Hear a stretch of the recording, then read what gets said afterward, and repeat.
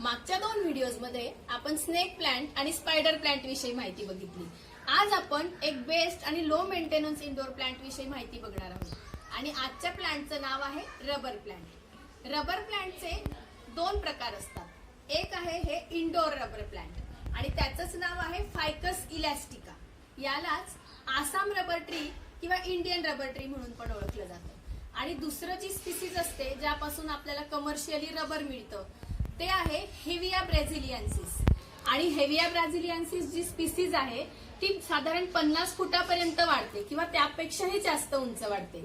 पण ही जी स्पीसीज आहे जी इंडोर म्हणून बागेमध्ये किंवा आपल्या हॉलमध्ये एंट्रन्समध्ये जी आपण ठेवू शकतो ही स्पीसीज फक्त 6 ते 10 फुटांपर्यंतच वाढते।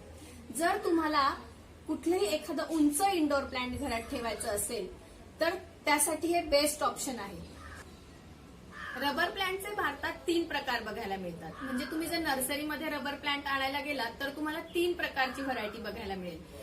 पहिली असते एक हिरव्या रंगाची व्हरायटी, दुसरी असते एक डार्क ग्रीन कलर जो थोडासा ब्लॅकिश दिसतो आणि यालाच बर्गंडी कलर पण म्हटलं जातं, आणि तिसरा आहे व्हेरीगेटेड कलर। तर मी तुम्हाला माझ्याकडे 2 प्रकारच्या व्हरायटी आहेत त्या दाखवते।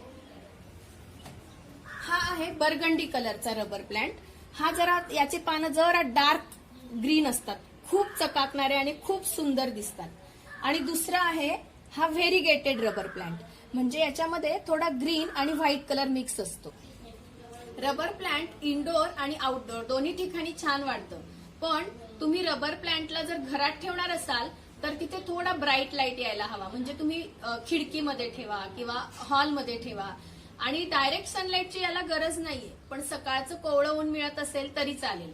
आणि जर तुम्हाला आउटडोअरला ठेवायचं असेल तर दिवसभर ऊन त्याच्यावर येणार नाही याची काळजी घ्यायची, कारण जर त्याच्यावर ऊन जास्त वेळ आलं तर त्याची पानं जळतात। आणि दुसरं म्हणजे रबर प्लांटची उंची वर्षभरात साधारण 1.5 ते 2 फुटांपर्यंत वाढते आणि जर त्याची वाढ अजून होत राहिली तर त्याला असा सपोर्ट द्यायची गरज लागते, काठीने असा त्याला सपोर्ट द्यावा लागतो।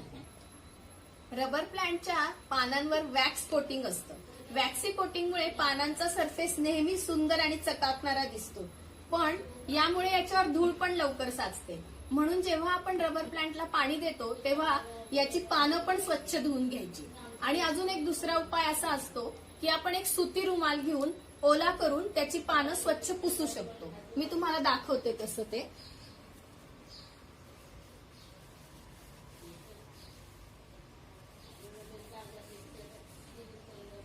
अशा पद्धतीने पानं पुसून घ्यायची।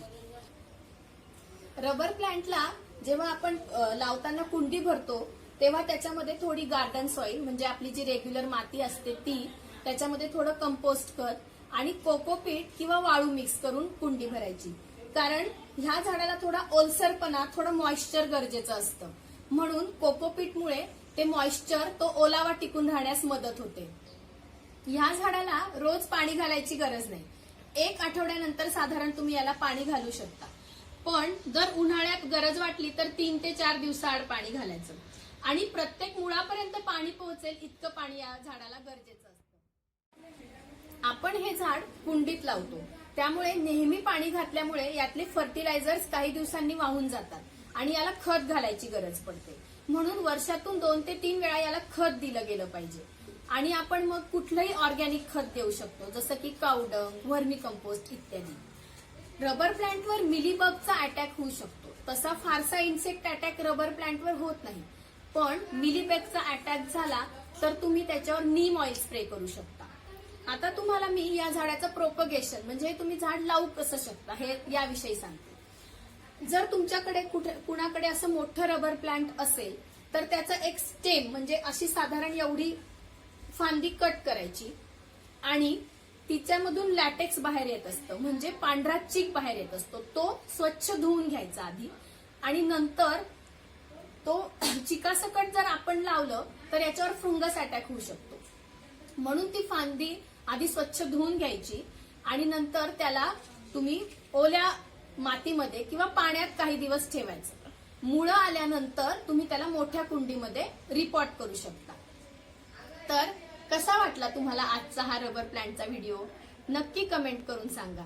आणि तुम्हाला जर हा व्हिडिओ आवडला असेल तर लाईक, शेअर आणि माझ्या चॅनलला सबस्क्राईब नक्की करा.